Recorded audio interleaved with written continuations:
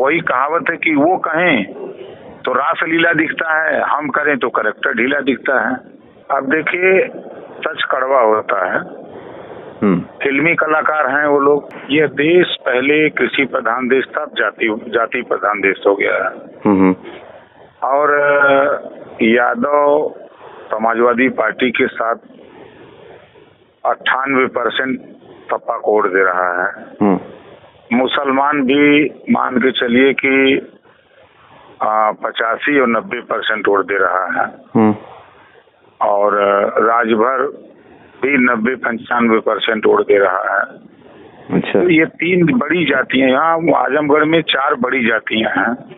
Number 1 पर यादव मुसलमान, तीसरे नंबर पर चमार, चौथे नंबर पर राजभर है। ये बड़ी जातियां हैं। इनके वोट, पोलिंग वोट 1-1 लाख, सवा लाख पोलिंग वोट है। तो लड़ाई कहाँ बन पा रही है? जो बीजेपी का मूल वोट है वो कुल मूल वोट मिला करके मान के चलिए कि जो अपना वो वोट मानते हैं वो कुल मिला करके 1.5 लाख के आसपास वोट जा रहा है। तो कहाँ से चुनाव जीत रहे हैं? और दावा तो निर्दल भी करता है कि हम जीत रहे हैं।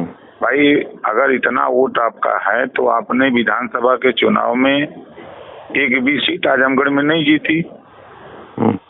आज 9 बार से लगातार दुर्गा यादव आजमगढ़ सदर जीत रहे हैं। आपके सामने प्रमाण है ना। तो वहाँ कैसे बीजेपी जीतेगी? मेहनगर में कभी बीजेपी जीती ही नहीं, कैसे जीतेगी? आपके गोपालपुर का वही हाल है, कभी बीजेपी जीती नहीं। आपके मुबारकपुर में कभी बसपा कभी सपा, कभी बसपा कभी सपा, यही रहा है। तगड़ी में पिछली बार बीएसपी जीती थी, इस बार बीजेपी और सपा जीत गई है। किस आधार पे लोग आकलन कर रहे हैं? क्योंकि वहाँ जो जाति गणित है वो गणित समाजवादी पार्टी के पक्ष में, इस नाते उसको समाजवादी का गढ़ कहते हैं। समाजवादी पार्टी के नेताओं का बीजेपी कैंडिडेट के प्रति कहना नचनिया और फिर उधर से उस पर वापस जवाब आना, क्या आपको लगता है कि इस तरह की राजनीतिक बयानबाजियों से बचना चाहिए मंच से नेताओं को? अब देखिए, सच कड़वा होता है। फिल्मी कलाकार हैं वो लोग, इसमें तो कोई दिक्कत नहीं, कोई नो डाउट है। हाँ, लेकिन जो शब्द इस्तेमाल किया गया नहीं, देखिए शब्द की बात अलग है। देखिए, एक शब्द बहुवरत युत जय शोभा के हेत। अब पढ़े लिखे लोग तो मान लीजिए फिल्मी कलाकार कह देंगे, लेकिन जो कम पढ़े लिखे लोग हैं, जन्ना समझ लोग हैं, वो तो अलग अलग अपनी भाषा बताते हैं ना। तो उसमें अब समाजवादी पार्टी की तो भाषा आप लोग पकड़ लेते हैं, लेकिन भारतीय जनता पार्टी की जो मर्यादा की भाषा है उसको तो नहीं बता सकते आप लोग। किस बात पे आपको आपत्ति है बीजेपी के इस चुनाव के रेफरेंस में? जैसे नहीं, देखिए, जैसे भारतीय जनता पार्टी ने जनता के बीच में वादा किया कि आपका बुरा दिन चल रहा है, हम अच्छे दिन लाएंगे, ये वादा था ना। आज अच्छे दिन तो आ गए।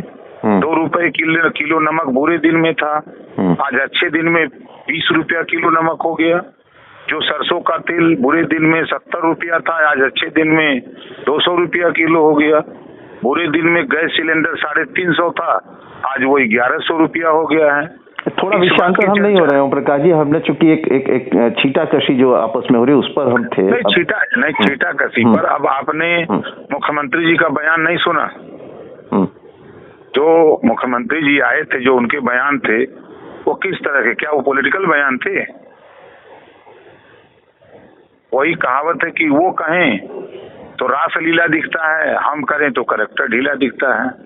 हमारा प्रवक्ता क्या बुरा लिखा, मैं फिर कह रहा हूँ, मेरे प्रवक्ता का जो बयान आया वो सही आया। ठीक है। हमने उनसे एमएलसी की सीट न मांगा, ना हमने नाराजगी जताई। हमारे पार्टी के प्रवक्ताओं ने जो बयान दिया वो बयान सही दिया, उनका तर्क जो था वो सही तर्क था। तो ये क्या एक सोची समझी रणनीति होती है राजनीतिक दबाव बनाने की अलायंस पार्टनर पे? नहीं तो हम अच्छा ये बताइए कि कभी हमने दबाव बना करके कुछ हासिल किया? नहीं, वही मैं समझना चाहता हूँ। ये एक सहज एक जहन में सवाल। सच हम लोग बोलते हैं, सच कड़वा होता है। सच लोगों को सुनने की आदत नहीं होती है ना। अच्छा, आपने भी चुनाव में काफी सारे आपके बयान आए, आपने कहा कि भाई जो है कि ये चुनाव बिल्कुल एक तरफा है। इसके अलावा 2024 के चुनाव को लेकर के सपा अलायंस और जो गठबंधन के और भी आप लोग के राजनीतिक दल हैं, क्या रणनीति अभी आप लोग बना रहे हैं या किस तरह की गतिविधियां आप लोग के फोरम पर चल रही है 2024? गतिविधियां साफ है।